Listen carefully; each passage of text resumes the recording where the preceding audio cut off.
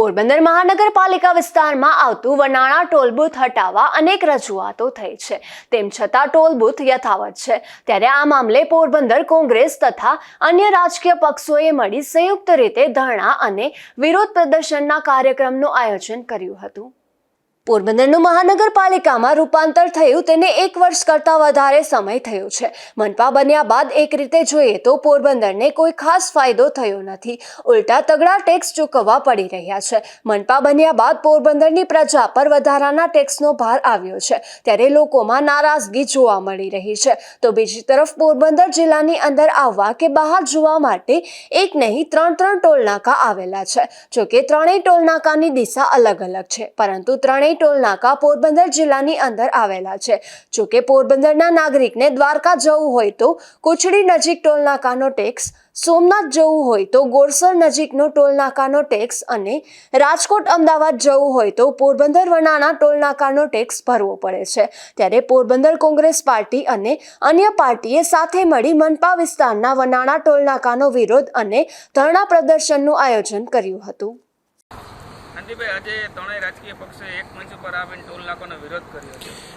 બધા વિરોધ પક્ષ સાથે મળી અને જે ટોલ ટેક્સ છે એ મહાનગરપાલિકાની અંદરમાં જે આવેલો છે કે મહાનગરપાલિકા રાણાવાવથી 1 કિલોમીટર દૂર આ બાજુ છે ત્યાં સુધી મહાનગરપાલિકાની હદ આવે છે, અને આ જે ટોલ ટેક્સ છે મહાનગરપાલિકાની હદમાં આવે છે, અને પોરબંદરની અંદર કોઈ ધંધા પણ નથી અને એટલો ટોલ ટેક્સ આજે ઝીકી દેવામાં આવ્યો છે કે પોરબંદરની પ્રજાને એટલો સહન પણ થઈ શકે એમ નથી। પોરબંદરથી માંડીને કુચડી 10 કિલોમીટરમાં ટોલ નાકું આવ્યું છે, આમ પણ 20 કિલોમીટરમાં આવ્યું છે, અને આ તો મહાનગરપાલિકાની હદમાં આવ્યું છે। ખરેખર આ હોવું ન જોઈએ। અહીંથી રાજકોટ સુધી જાઓ તો 4 ટોલ ટેક્સ આપેલા છે, એ 4 ટોલ ટેક્સની અંદરના અંતર ગણો તો 60 કિલોમીટરનો જે નિયમ છે એમાં 2 જ હોવા જોઈએ, એના બદલે 4 આપ્યા છે। ખરેખર હટાવી દેવા જોઈએ, અને આજ અમારી બધા પક્ષોની સાથે મળીને આજે ટોલ ટેક્સ હટાવવા માટે અમે વિરોધ પ્રદર્શન કરીએ છીએ।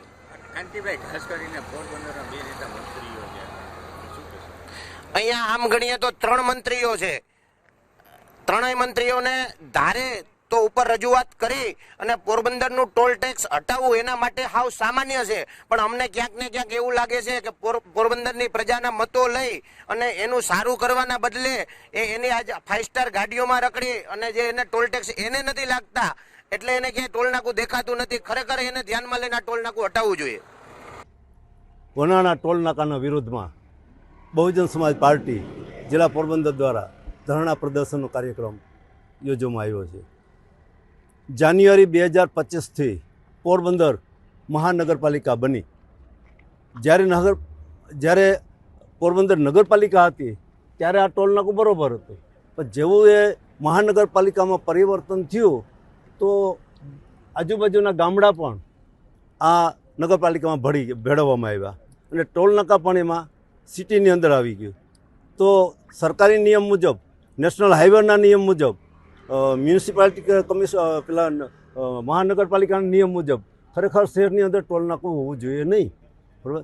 છતાં અમે 1 વર્ષથી રજૂઆત કરીએ છીએ બહુજન સમાજ પાર્ટી જિલ્લા કલેક્ટર સાહેબને, કમિશનર સાહેબને, છતાં પણ આ બાબતે મીઠો જવાબ મળે છે।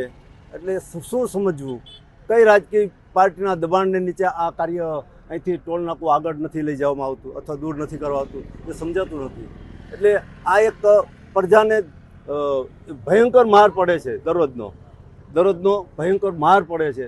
કેટલા લોકોને ત્રાસ થાય છે, કારણ કે શહેરની અંદર જ અમારે ચૂકવણું કરવું પડે છે, એ ગેરકાયદેસર છે, બરાબર। એટલે અમે આજે 22મી ફેબ્રુઆરી સવારના 9 વાગ્યાથી સાંજના 4 વાગ્યા સુધી ધરણા પ્રદર્શન કાર્યક્રમ બહુજન સમાજ પાર્ટીએ રાખેલો છે। આમાં અમને વિવિધ પક્ષોનો પણ સહકાર મળ્યો છે, અમે સ્વીકાર્યો છે, આવો, બરાબર। આ બધાનો પ્રશ્ન, એક અમારો પ્રશ્ન તો આખી જનતાનો, આ પોરબંદરની પ્રજાનો પ્રશ્ન છે આ, બરાબર। અને અમારા પૂજ્ય બહેન માયાવતીના માર્ગદર્શન મુજબ અને રાજ્ય કક્ષાની અમે સંમતિ લઈ અને જિલ્લા કલેક્ટર સાહેબની પણ મંજૂરી લઈને અમે બેઠેલા છીએ અહીંયા, બરાબર। એટલે જો આ કાર્યક્રમ સફળ થઈ રહ્યો છે, થાય છે, જો તમે જોઈ રહ્યા છો, બરાબર। હવે આ પછીના પણ અઠવાડિયા 15 દિવસ પછી જો આ ટોલ નાકું દૂર નહીં કરવામાં આવે અહીંથી શહેરની અંદરથી તો અમે બીજો કાર્યક્રમ આપવાના છે બહુજન સમાજ પાર્ટી દ્વારા, બરાબર। અમારા માનનીય પ્રભારી વિજયભાઈ પંડ્યા પણ આ બાબતે સંમત છે. અમે ઠરાવ કરી લીધો છે કે ભાઈ જો આપણા આ ધરણા પ્રદર્શનથી કાર્યક્રમ જો આ ટોલ નાકું દૂર ન થાય તો આપણે ન છૂટકે આગળના પગલાં વિચારી અને અહિંસક આંદોલન કરવા માટે તૈયાર રહેવું પડશે. પોરબંદરને મહાનગરપાલિકાનો દરજ્જો મળ્યો એના 14 મહિના જેવો સમય થઈ ગયો છે. અગાઉ અવારનવાર અમે મહાનગરપાલિકાને રજૂઆત કરેલી કે પોરબંદરમાં જે વનાણા પાસે ટોલ નાકું આવેલું છે તે ગેરકાયદેસરનું છે, સિટીની અંદર છે, આ ટોલ નાકું તમે દૂર કરી આપો. પરંતુ આ 14 મહિના જેવા સમય પછી કોઈ કાર્યવાહી ન થતા અમે 4/2/2026 ફરીને રજૂઆત કરેલ, જણાવેલ કે 10 દિવસની અંદર ટોલ નાકું દૂર કરવામાં નહીં આવે તો અમે ગાંધી ચિંધ્યા માર્ગે હાલશું. અને તેને અનુસંધાને અત્યારે ગાંધી ચિંધ્યા માર્ગે ચાલીએ છીએ.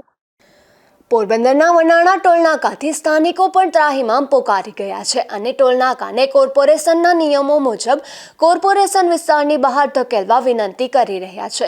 જોકે પોરબંદર મનપા કમિશનરે તાજેતરમાં વનાણા ટોલનાકા મુદ્દે જણાવ્યું હતું કે વનાણા ટોલનાકાને દૂર ખસેડવા નેશનલ હાઈવે રજૂઆત કરવામાં આવી હતી, પરંતુ નેશનલ હાઈવે તરફથી કોઈ હકારાત્મક જવાબ મનપાને મળ્યો નથી. નિપુલ પોપટ સાથે અશોક થાનકી, ગુજરાત ન્યૂઝ, પોરબંદર.